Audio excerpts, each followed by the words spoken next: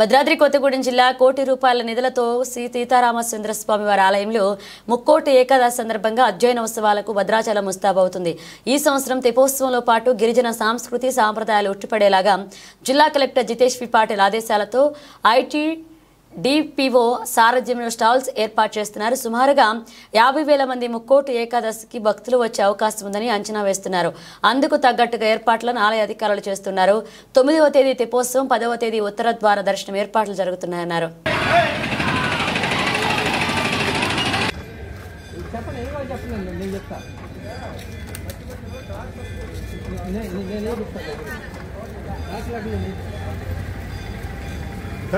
రాష్ట్రీయుతున్నటువంటి భద్రాద్రి కొత్తగూడెం జిల్లా భద్రాచలంలో మనం శ్రీ సీతారామచంద్ర స్వామి వారి ఆలయంలో ప్రశ్న మనం ఉన్నాం.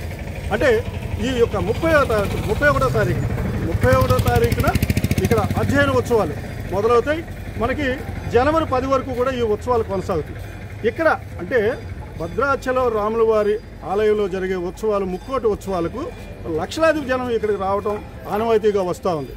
అంటే దక్షిణ అయోధ్యగా ఇది భాషలుతున్న నేపథ్యంలో భక్తులందరూ కూడా ఇక్కడ జరిగే ఉత్సవాలకి, అది ముక్కోటి కావచ్చు, శ్రీరామనవమి కావచ్చు, ఇంకోటి అన్ని ఉత్సవాలకు కూడా హాజరవుతుంటారు.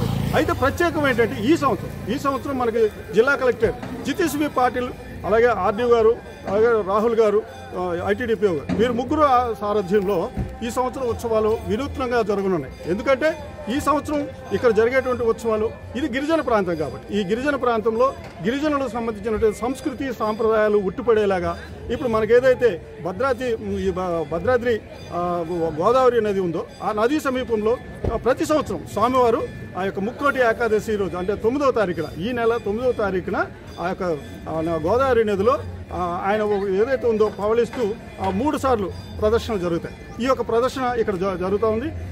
దీనికి లక్షలాది జనం వచ్చే అవకాశాలు కనబడుతున్నాయి. అలాగే 9వ తారీఖు జరిగే ఉత్సవాల రోజున వచ్చేటువంటి భక్తులందరికీ కూడా అంటే ఈ ప్రాంతంలో ఉన్నటువంటి గిరిజనులు ఎవరైతే ఉన్నారో వారి సంస్కృతి సాంప్రదాయాలతో పాటు వారి వంటకాలు, వారి నృత్యాలు, వారికి సంబంధించినటువంటి స్టాల్స్ ఏర్పాటు చేసి వీళ్ళందరికీ కూడా అంటే వచ్చే భక్తులకి, భద్రాద్రి జిల్లాలో భద్రాచలానికి వచ్చే భక్తులందరికీ కూడా ఆ యొక్క గిరిజనుల యొక్క సాంప్రదాయాలు, సాంప్రదాయాలు ఉట్టిపడేలాగా వారందరికీ తెలియజేయడానికి ఇప్పుడు ఉన్నటువంటి కలెక్టర్ గారు చొరవ తీసుకుంటూ ఉన్నారు.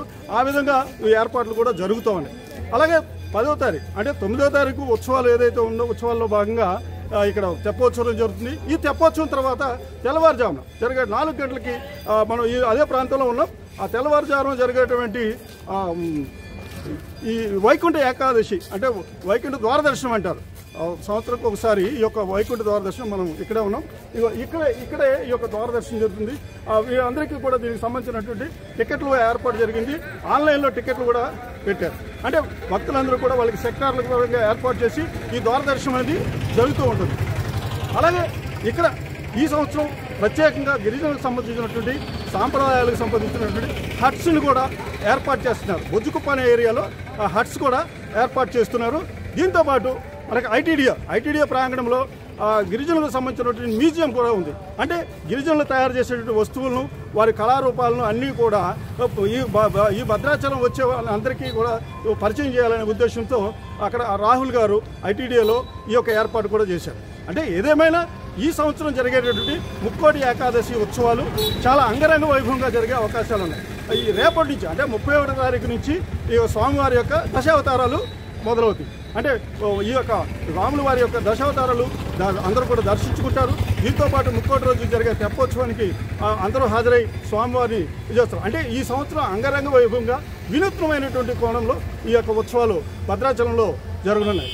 దీనికి అన్ని ఏర్పాట్లు కూడా ఆలయ అధికారులు కానీ కలెక్టరు ఎప్పటికప్పుడు పర్యవేక్షణ చేస్తూ ఈ యొక్క ఏర్పాట్లన్నీ చూస్తున్నారు. హంసవాహనం కూడా త్వరలోనే రెడీ అవుతుంది. అంటే ఈ యొక్క ఉత్సవాలన్నీ కూడా ఈ సంవత్సరం మనకి గిరిజనుల యొక్క సాంప్రదాయాలు ఉట్టిపడేలాగా వారికి సంబంధించినటువంటి వారి కళారూపాలను కూడా అందరికీ పరిచయం చేయడానికి కలెక్టర్ చొరవ తీసుకున్నారు.